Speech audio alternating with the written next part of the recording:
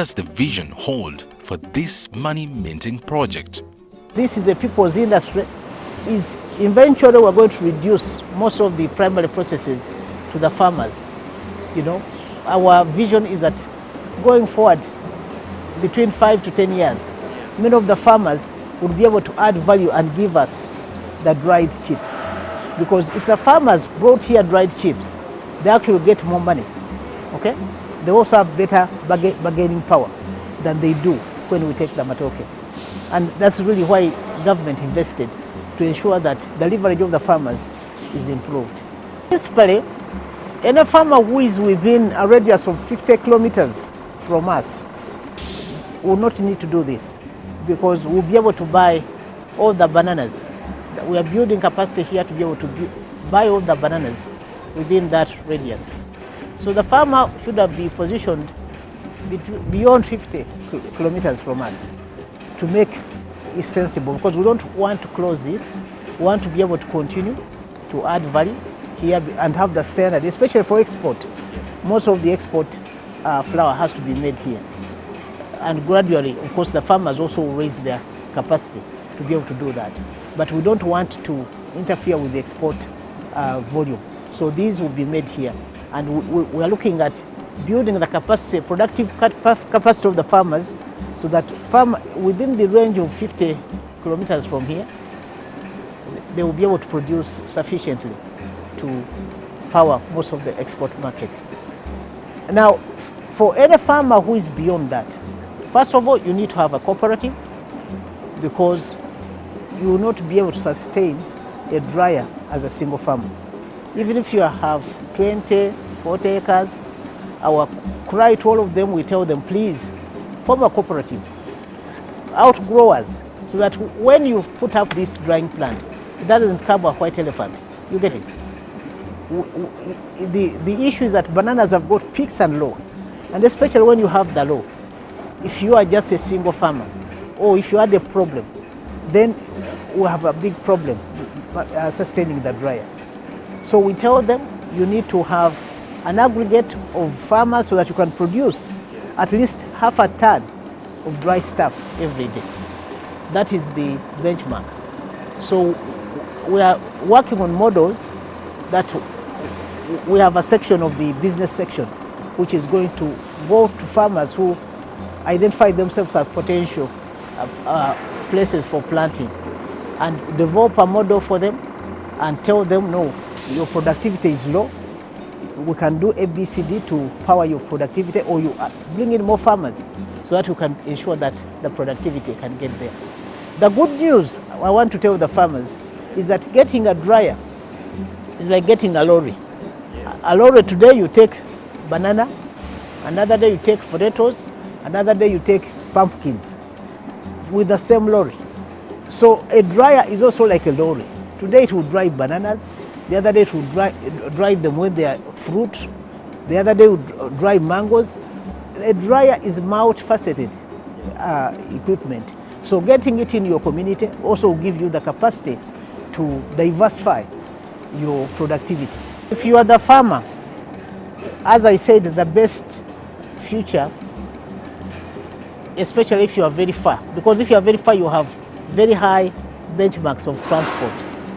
You know, so if that transport cost is what the farmer translate into investment to get the dryers. So if you are transporting chips instead of bananas, for every 10 lorries, you bring me 1 lorry. You get it? So look at those savings.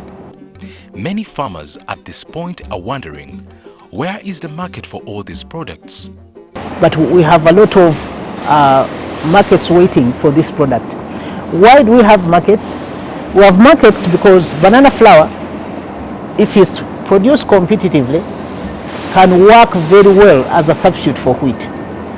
So one of the challenges we have now, that's quite expensive, and that's why we are saying farmers should produce it, because when the farmers start producing the chips, they will be very affordable. You get it? So that we can easily pack it into the what?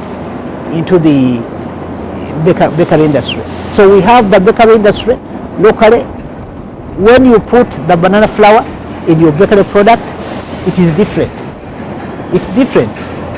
I showed you the crisps. The crisps is another line that we are looking at, because with some of the primary processing, you can also put there what a crisps line, and the crisps also are very, very interesting. The market is very pregnant. I think that when we get enough crisps on the market, the potato people may have to wind up. After all is said and done, what is then competitive advantage of selling your product to the processing plant? Dr. Florence emphasizes the importance of maintaining a consistent cash flow for all farmers who wish to grow in the business. COVID has given us credibility more than ever before, because we have an undertaking with our farmers. We do a market survey almost every 2 weeks. Now we find that in the COVID time, while the prices elsewhere are going to the dogs, our farmer had a viable price. During this very bad period, when the bananas were almost going for free, our farmers never got a price below 7,000 per bunch, which is really quite encouraging. Yeah, on the high side, when the price goes very far, our cutoff normally is 15,000 per bunch, because beyond that the flour become too expensive. So I think the leverage that they are cushioned in terms of the price ends. Byandeza supplies to PIBID and has been trained on quality. This is what he recommends farmers consider when preparing to extract money from the bananas through value addition. You have to ensure that you get the best bunch, a good bunch. When you are defingering, you are not supposed to hurt any of the fingers. Even if you are supplying the very mature ones, you are not supposed to put in the ripened bananas. Basically, that is it. And you have to put them in crates. You ensure that you don't put a heap, because the crates, when they are heaped together, they will spoil your bananas down there. And those ones that have been spoiled, you will not be paid. When they reach there, they sort. They get the best, and then the ones that have been damaged, they are sorted out and discarded. Like all businesses, this too faces a couple of potential hiccups. Byandeza points out what to expect. You are selling from the farm. We also get those who buy on loans. They don't pay you cash there and then. Yeah. But when you are selling to PIBID, like any cooperative societies, you don't expect to get cash there and then. Because it's a process. You have to make a claim. A claim has to go some stages, from officer A to officer B, from officer B to officer C. So when I am telling my farmers, I tell them that they should not expect cash instantly. And some farmers, group members have failed to supply, because for them they want quick cash. But what I have seen with this system, like you have supplied 1 time, 2 times, and they have not paid you, and they pay you your money at a go, you can go and do something else. Other than selling a bunch at 4,000, 3,000, you get the money in the evening, you drink it. It does not make sense. Imagine an average of 7 medium-sized banana fingers make up a kilogram, the cost of which is 300 to 500 Ugandan shillings per kilogram at the processing plant. If an average-sized bunch has about 30 kilograms, that would give you about 6 to 10 million shillings from a well-grown acre of banana plantation in one season. Now, that is seeds of gold.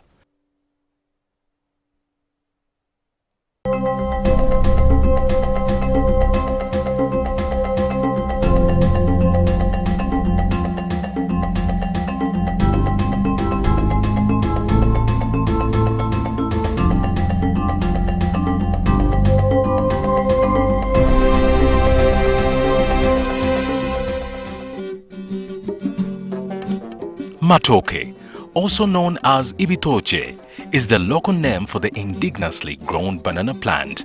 Widely grown as a delicacy, bananas are major staple foods in the global tropical zone and an important cash crop. Producing 8 million tons per year, the large green cooking banana is the biggest contributor to the food crop growing activities in Uganda. With about 1,000 tons exported per year, Uganda is one of the biggest suppliers of bananas to the European markets. This, however, comes with lots of challenges from shipping, access to cold chain processes, the crop's short shelf life, and currently the bumper harvest. Luckily, every part of the banana plant has proven to be useful. The banana flour can be cooked as a vegetable, the peels decomposed into manure, banana stems make very fine yarn, and the fruit itself can now be dried and processed into flour, bread, biscuits and wine. Tonight on Seeds of Gold, adding value to bananas to offset COVID-19 impacts while maximizing profits. Coming up. The experience was good because at farm gate I would sell my bunch at 7,000, but when I took to Tibet, one bunch went to 11,000. Yeah, because for them they buy in terms of kilograms.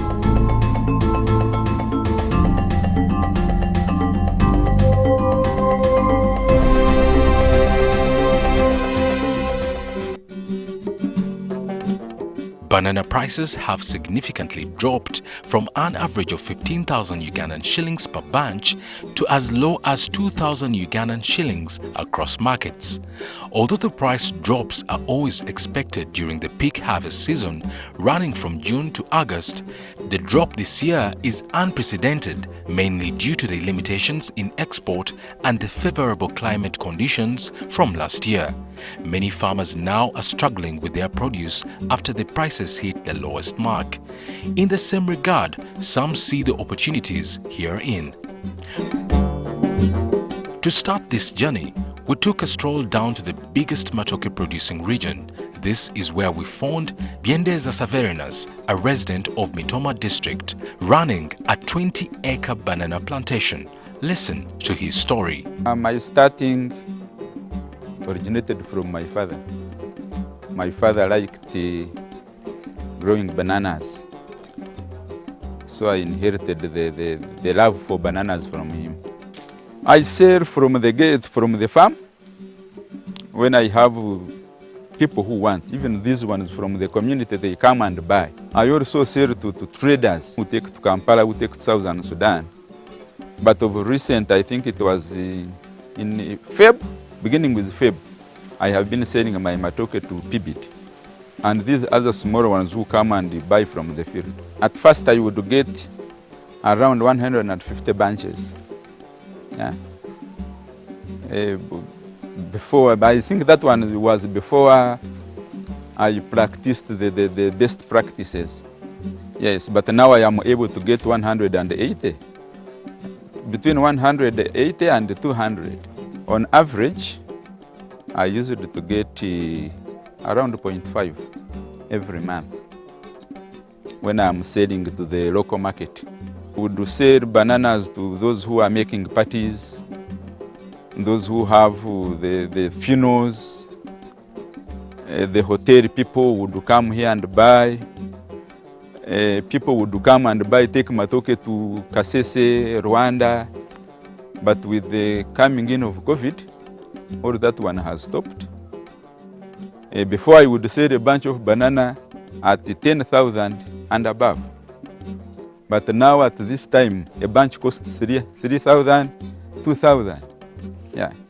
Because of these effects, Byendeza found it inevitable to find alternative ways of doing business. For starters, how to preserve the quick ripening bananas, process wine out of it, and perhaps be able to milk a little bit more money from the bananas as opposed to what the market was offering for each bunch. So when I started this project, when I started growing a lot of bananas, I got contacts. There is a man who comes from Shtagata Town Council who worked there as in a laboratory. I asked him to give me the contacts of the people there. So he gave me the contact. I contacted them.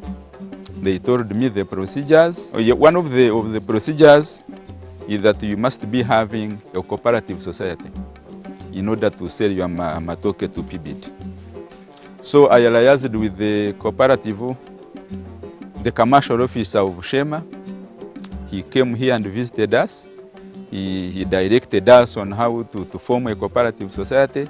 I mobilized the members from around. Some are from Metoma, Mutara Sub-County, others are from Kasana, and then those from Chitagata Town Council. So we formed a cooperative society.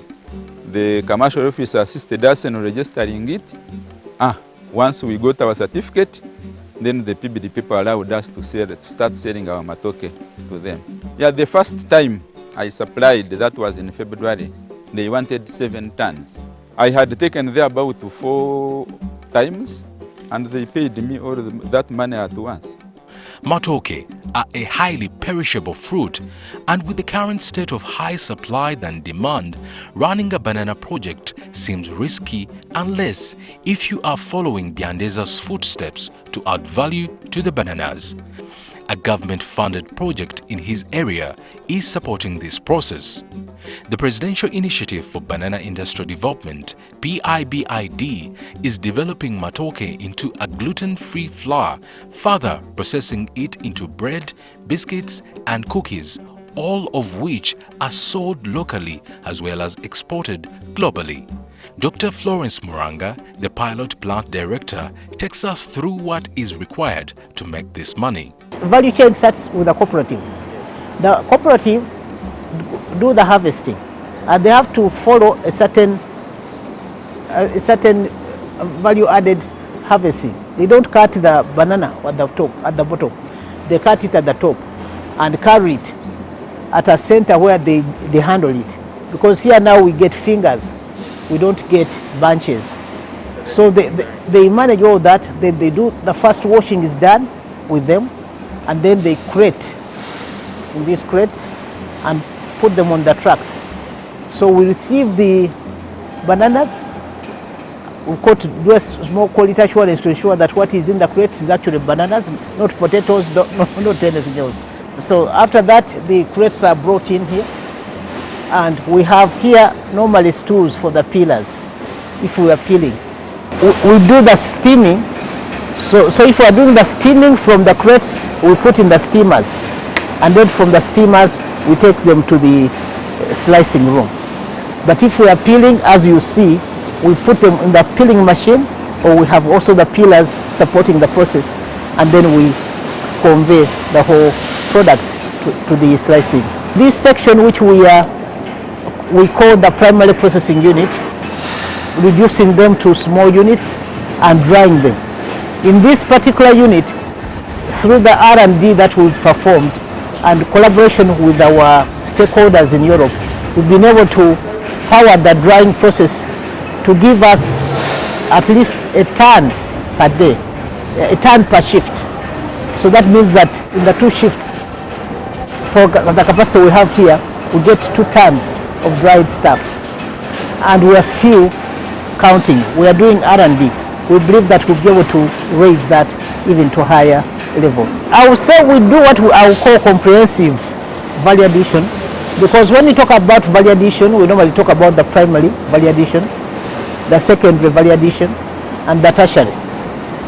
The primary is where you are actually just adding, you don't change the form of the product. You know, if it's matoke, by the end, it's just dried matoke, but still matoke. You get it? So this is the primary value addition, is the first unit here. Now, when I've got the dried matoke, it will not be much use if I don't reduce into flour. So the secondary part will reduce the dried matoke into flour. Going forward, we're actually going to fortify the flour, some of the flour, especially the instant flour. We're going to mix it with nutrients and with other products to make it according to what the market requires. So that is all done in the secondary value addition. Now, beyond that, you may want to do innovative products. Put in like maybe only 2% or up to 100% of the banana flour. Now we have the tertiary value addition unit, whereas I told you already we have the biscuit line and we have the extrusion process, which we are hoping to grow, but also we hope to put in a line for finishing the baked bread. You get it? So this shows you really the diversity. Of course, going forward, each of the secondary processes is going to be amplified so that we have a whole warehouse just doing biscuits. You get it? Or we have a whole warehouse doing extrusion and accessory products. Coming up, how to exactly mint money from processing bananas.